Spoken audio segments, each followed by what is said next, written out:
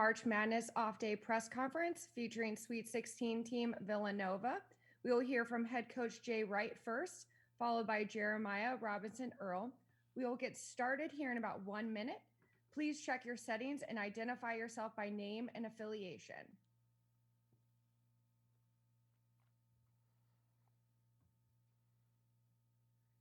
Thank you for participating today. We will now begin with questions for Coach Wright. Use the raise hand function to indicate you would like to ask a question.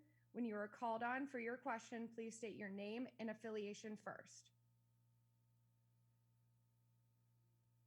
Our first question will be from Joe, and I cannot say your last name, so I apologize. Giuliano. Thank you. I didn't want to guess and completely butcher it. Well, thank you, Jay. I'm glad you remembered me. How are you doing? Hey, Joe. How have you seen Jermaine Samuels grow as a leader and a player over these 4 years, and how would you describe his personality?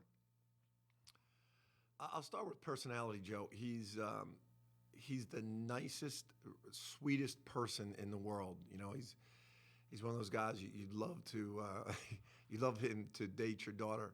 Now, that's not always the best thing for a basketball player, and I think that's where he's really grown his competitiveness throughout his career, and also his skill level. I would say his competitiveness and his skill level, decision making. It's really been enjoyable for our coaching staff to just watch his overall development on the court. Off the court, he's always been he came in as a really good student, really nice person, good teammate.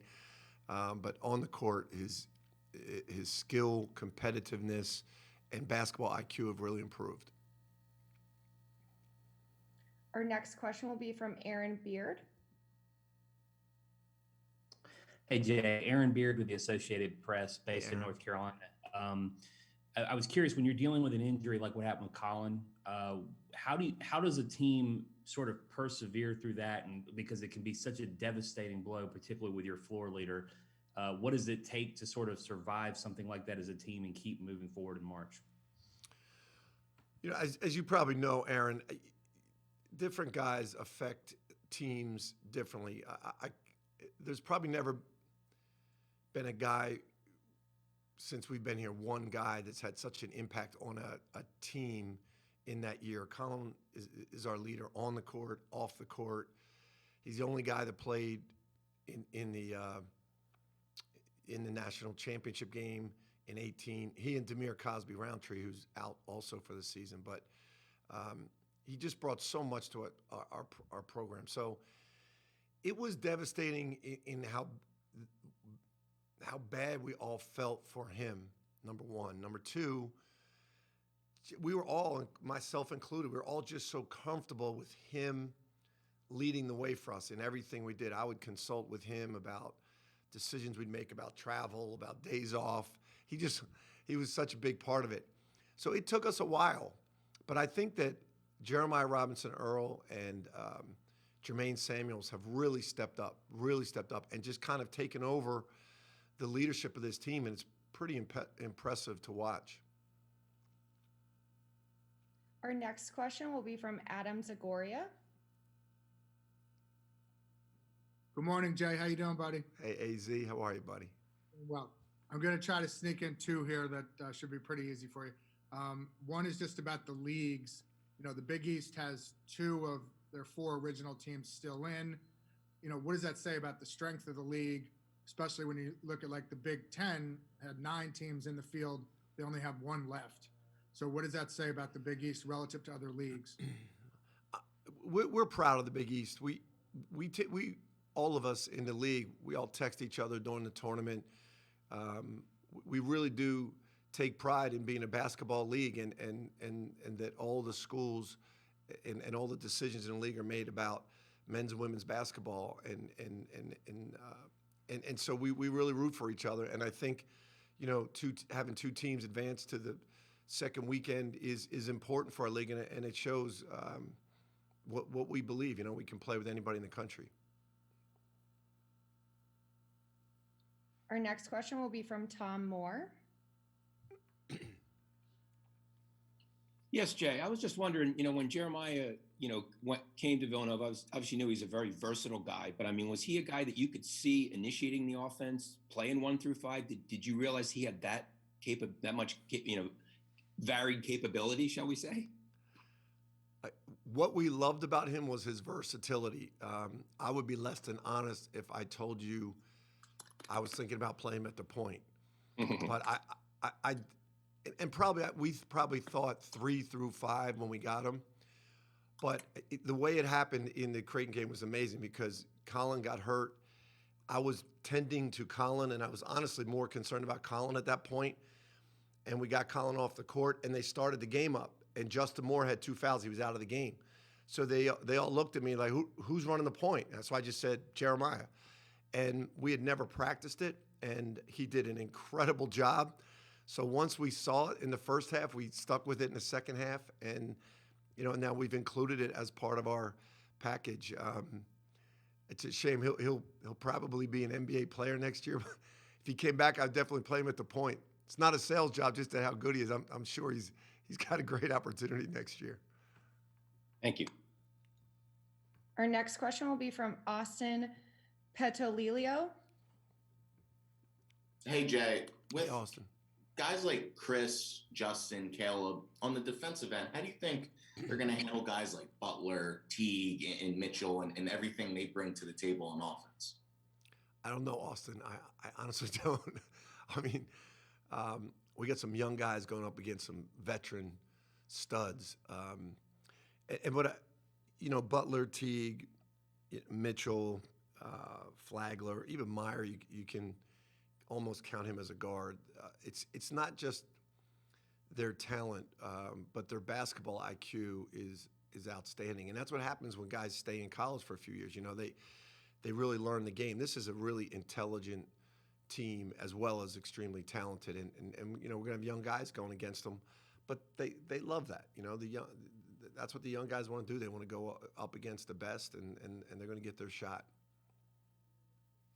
Our next question will be from Mike Jensen.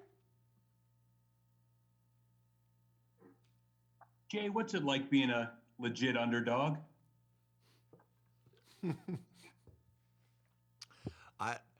know what? You don't think about it that much, Mike, but it's there's definitely less pressure on the coaching staff, but I don't think the players think of themselves as underdogs, which is a good thing.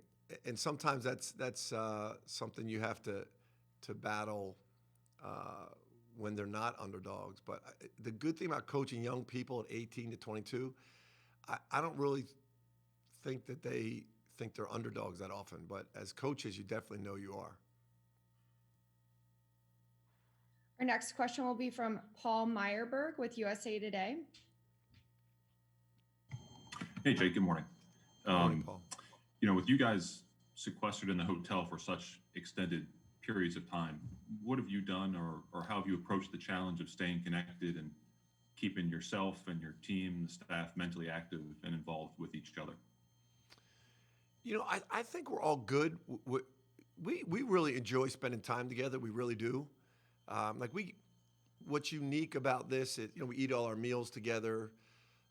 We meet, we talk about in our meetings.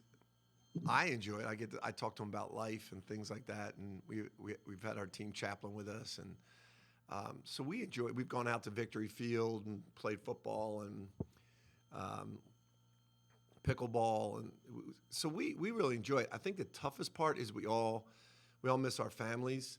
I know the coaches' stats. I see our coaches, FaceTiming with their kids, and I see our players FaceTiming with their families, and they've been away from their families a long time. I think that's the toughest part of it. But we have what's different here is you actually have practice time, you have workout time in a gym. These are all separate, and then you have time where you have shooting time just on the court, which we don't really get to do a lot. So, we go down. There's nothing else to do, so the whole staff goes down there, and sometimes you're shooting around with the guys, and you're on the court talking with them. So that part's been really enjoyable, actually. Our next question will be from Tom Redenschek. You're in the ballpark. I appreciate you. I can't even pronounce it. Hey, buddy. Hey, Jay, two questions. The second one will be real quick. When you talk about the intelligence of your players, how much more even does character come into play in an uncharacteristic season like this compared to maybe your 16 and 18 teams? And when you play football, who quarterbacks the two respective teams? I'll start with football, but I'll tell you it's amazing. Two of the most impressive guys to me on the football field were Cole Swider and Jeremiah Robinson-Earl.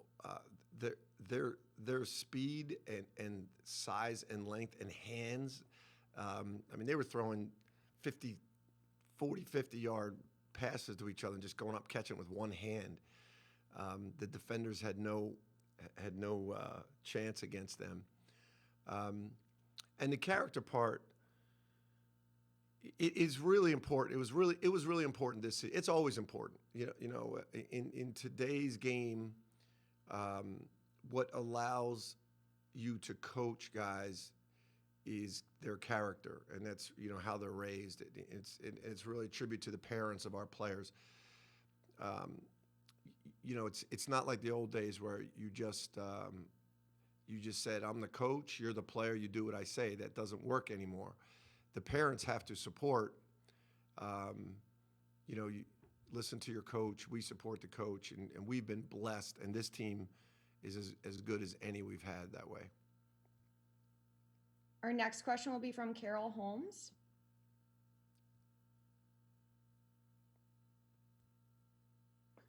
Hey, Coach, CJ Holmes with The CJ. Athletic. Hey, Coach, what's the update with Colin post-surgery? And what I was interested in is what's the communication been like with him not being with the team? Colin's surgery went extremely well. He's in Philly.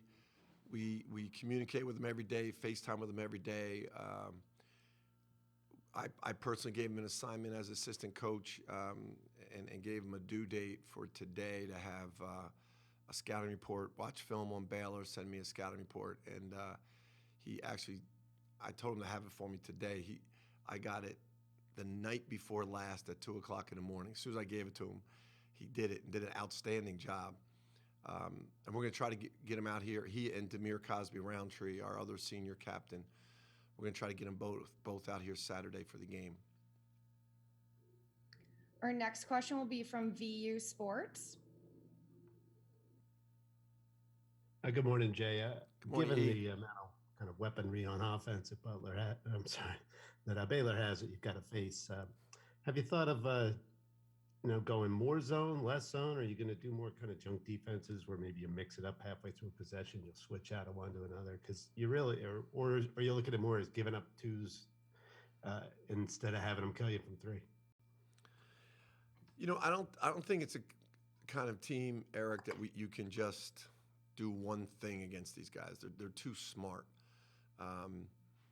We're gonna have to change it up, and they've seen everything. In the Big 12 was just outstanding this year, and there's great coaches. So there's the one thing I can definitely say we're not going to do is just go out and do one thing against these guys. They would just slice you. Thanks, Coach. You got it. And our final question will be from Dan Gelston.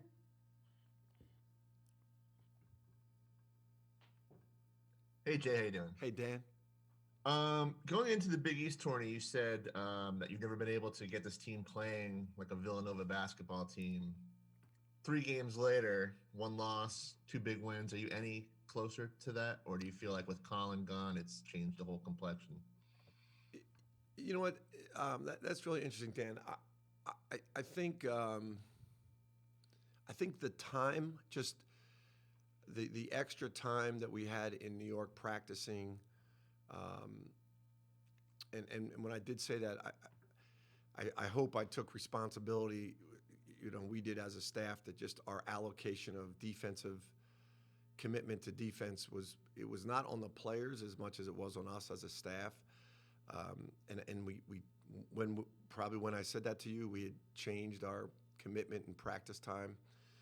And I think if Colin was here, we probably would have gotten there even better. But I just think over this time we've gotten better. We've gotten better defensively. We're going to need our best defensive effort against this Baylor team. But I do feel better about that we are starting to play Villanova basketball better. Thank you, Coach Wright, for your time today. We will be joined momentarily by Jeremiah Robinson-Earl. Please use this time to raise or lower your hand as necessary.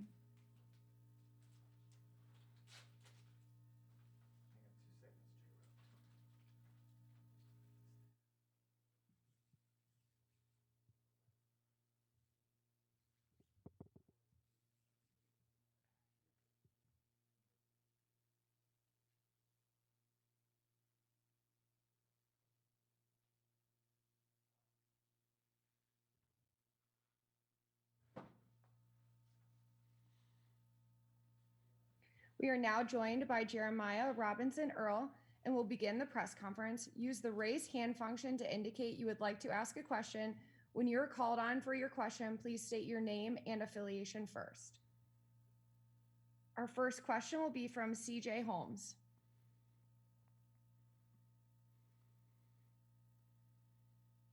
Hey, Jeremiah, CJ Holmes with The Athletic, man. Hope you're doing well. Thank you. You too.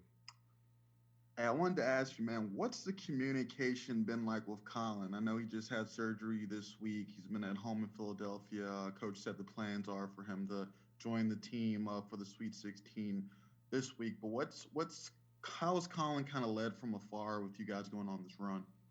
Yeah, no, Colin's been doing a great job leading from afar. We talk to him probably every day in our group text, or if it's a FaceTime, social media, anything. We've been communicating with all the time, and he does a great job like coaching us up and leading us from after games or what we need to do going into games. And he's been doing all he can, and it's going to be great having him out here this weekend. Our next question will be from John Fanta. Hey, Jermaine, good morning, or Jeremiah, good morning. I was going to bring up Jermaine and you. And Jermaine had said after the round of 32 win just how much you two mesh together, how much you two benefit off each other in different ways. Can you speak to just your bond with Jermaine and just what you've seen from him and how you two feed off each other? Oh, yeah, we have a great bond on and off the court. And I think off the court bond definitely leads to chemistry on the court, and I think we do a great job playing off each other as the forwards. And he's been a great leader and captain for us, and being that guy last year, and he was the older guy on the team, just being there for me, just helping me, just teaching me all the details in Villanova basketball. But I think he's been doing a great job keeping this team together, and especially us playing as fours together. We've been doing a good job playing together. Our next question will be from Joe Giuliano. Good morning, Jeremiah. I was wondering, how well have the younger guys been picking up the defense lately? What have you seen in their preparation and work to get your defense to the level it's been the first two games of the tournament? Yeah, I think those guys have been doing a great job, and I think the most important thing is they bring it every single day in practice, and I think now is just getting those game reps. And I think now that they've played a lot more games, they've gained a lot more confidence, and we feed into that confidence for them. And I think they've just been doing a great job going out there playing hard Villanova basketball as much as they can when they're on the court. Our next question will be from Adam Zagoria. Hey, Jeremiah, it's Adam. How you doing, man? Good. How you doing? Good. I was going to try to sneak in real quick two questions. One is about your former teammate, Javon Quinterly. He's really been playing well for Alabama. Have you gotten a chance to watch him and watch them at all? And what do you guys think about his success with them, and why do you think he's doing, pretty well there? And also, what do you think about the Big East having two teams in the Sweet 16? What does that say about the strength of the Big East? I actually didn't play with Javon, but I've talked to him before, and I have been watching Javon in Alabama, and he's been doing a great job, and I think he fits that program really well, and he's been playing really hard, and he's been doing great things offensively and defensively for them. And what was the second question again? Oh, the Big East. And I think it just shows the Big East is how tough we are as a conference. And I think the conference play really helps us in the postseason. I think it's been showing, and I think Creighton has been doing a great job, and hopefully they prevail. And we're just rooting on the Big East for sure. Our next question will be from Aaron Beard with the AP. Hey, Jeremiah, I know when Colin had the injury, I'm sure you guys felt for him, obviously, as someone you're close to, but obviously it's a big blow for the team at a very, important time of the year. How does a team sort of regroup and go forward with that type of late season injury at such a key position and then survive in the tournament like you have? Yeah, I think the coaching staff does a great job for preparing us for the most difficult situations. I think nobody going into the season was expecting our starting point guard, our leader, to be out for the remainder of the season going into the postseason. And I think our coaching staff does a great job just in practice, putting us in those situations and different types of lineups, and just so we're prepared for the in-game situations. And I think they just do a great job day in, day out. Our next question will be from David Melanandra Jr. Hey, Jeremiah, I got two questions for you. One, is there any team in the Big East that resembles a style that Baylor has? I would say you could probably put a couple. I say Creighton and how their style of play. They get out and their tempo is really fast, and then Butler on their defensively side of how they're really tough on the defensive side. So I'll say defensively probably Butler and how physical and tough they are, and then Creighton offensively how they just get out. Everybody can shoot. Everybody can dribble. Everybody's dynamic on the court. So I would say those are probably my two comparisons. And finally, what did you learn from the last time you played against Baylor? Because you played in that last game in 2019. Yeah, I mean they've definitely grown as a team, and they have a lot of older guys that have a lot of experience in the tournament as well. I mean, even last year was a unique time, but I think they have a lot of experience, and I think the experience is especially showing right now in March Madness, and I think they're really tough, dynamic, physical team that really gets after it. Our next question will be from Mike Jensen.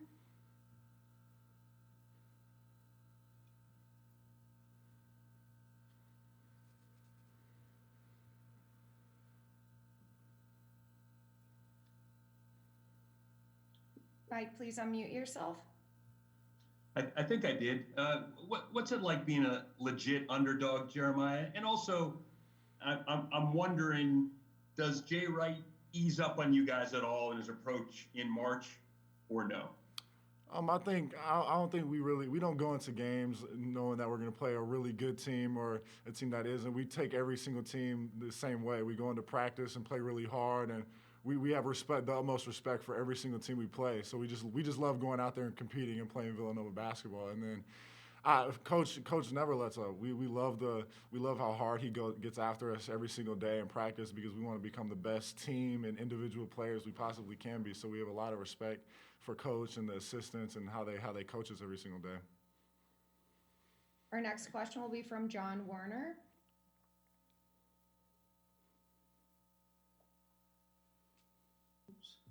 John Warner, Waco Tribune Hero. I don't know how much you've seen of Davion Mitchell, Baylor's guard. He's a finalist for Naismith Defensive Player of the Year. What do you see from him, especially defensively? I would say defensively, he really gets after it. And we have to be really solid with the ball and just can't waste turnovers, because we can't waste possessions, because they'll lead to turnovers and they'll get 2 points, if not 3 points. So I think he's dynamic on offense. He can shoot the ball, get to the goal, and then defensively, he's really tenacious and really gets into the point guards or whoever he's guarding and leads to turnovers, or he'll block shots, rebounds, steals. He just gets after it on the defensive end. Our next question will be from Austin Petalilo. Hey, Jeremiah, we were just talking to Jay, and he says you're a pretty good football player. One, have you considered maybe a career in football as a tight end? And two, I mean, given the bubble setting you guys are in, how vital is that to get outside, get that active time going? Yeah, I mean, growing up, I played all different types of sports. I played soccer, flag football, and even my dad, he was really great at basketball, but he did consider football. So I think I love football. I'm a big Kansas City Chiefs fan, and I just love the game, and it's a lot of fun. And then it's so important right now to get outside and just enjoy each other and get some fresh air in the sun, because especially all season, really being locked up in your dorms, and really the only time you get out of your room is walking to the gym or for class in your designated area. So I think it's really important right now, and it's been a lot of fun just getting outside, playing football, just playing soccer, just doing whatever we can outside and just being together. Our final question will be from John Fanta. Jeremiah, when you think about this program's culture and just everything that you guys put into it, how much has it especially mattered in these recent 2-3 weeks where you've gone through everything and now are standing here heading into this Sweet 16?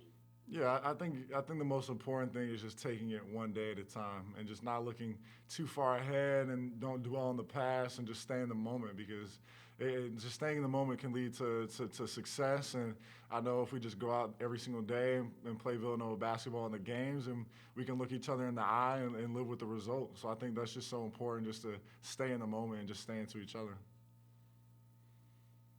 Thank you, Jeremiah, for your time. That's it for this news conference. Thank you all for joining us today. Thank you.